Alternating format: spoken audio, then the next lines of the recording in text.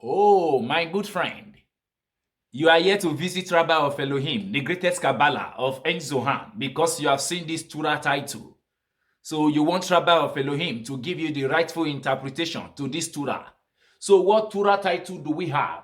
Have you seen the Torah title? Torah Interpretation of Let There Be a Firmament. Tehillim is Hebrew language. Translated of Tehillim to English, it becomes Psalm 104, verse 25. We have the second Torah title that is called Bereshit. Bereshit is Hebrew language. Translated of Bereshit to English, it becomes Genesis chapter 1, verse 7. The upper and the lower water were divided. That is the title we need to look into. The upper water are male. The lower water are female. At first, before they were firmly established, they were mixed together. But later, separated to distinguish the upper water from the lower water. And to differentiate them, one is called Elohim, which is Bina. And the other is called Adonai, which is called Makut. Makut is Hebrew language. Translated of Makut to English, it becomes the present world that we are living. The upper water that is called Bina. Bina is Hebrew language. Translated to English, it becomes part of the seventh chamber from the 10 Sephiroths. It is written about the name, which is Yud-E-Vah-He, which is Bina. Yud-E-Vah-He, which is Bina, is the name of Elohim. And the other lower hair of the name Yud-E-Vah-He, which is Makut, it represents Adonai. It is written about them, and Elohim made the firmament, which is Bereshit.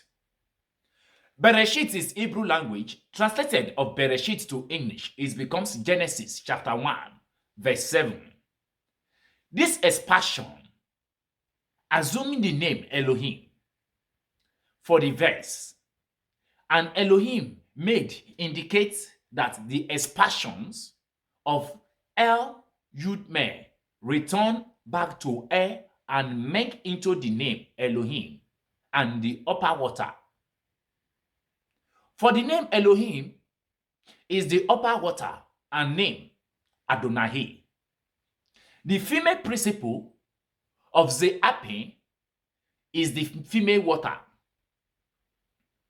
Nevertheless, since the male water or the letter L, Yud Me were completed only by the female water, namely the female principle of the Apin, the name Elohim expanded everywhere, included the female water. Rabbi of Elohim, the greatest Kabbalah of En Zohan. I look into the teaching of Hashem, Elohim of En Zohan, and I concluded by saying, although on the second day, the upper and the lower water were divided, this dispute between the right and the left, which are the letter Alif Lamed and Hel Yud Mel, did not cease until the third day, which is Tiferet. Tiferet is Hebrew language. Translated of Tiferet to English, it becomes the central chromium of the 10 Sephiroths. The third day settled the dispute between the right and the left, and the two columns, Aleph, Lamed, and Yud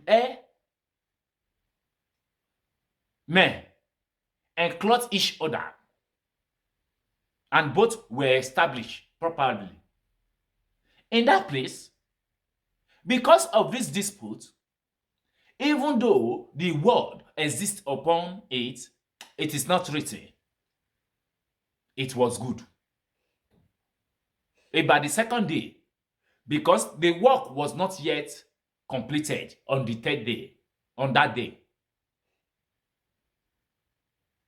That is just the fact. So the upper water and the lower water were made together as one. And there was no offspring in the world until they were divided into two and distinguished as separate from each other. Only then did they bring forth offspring. May the peace of Shabbat Shalom be with each and every one of you as you listen to the teaching of Hashem Elohim of Ein Zohan today. My name remains the same Rabbi of Elohim, the greatest Kabbalah of Ein Zohan. Shabbat Shalom.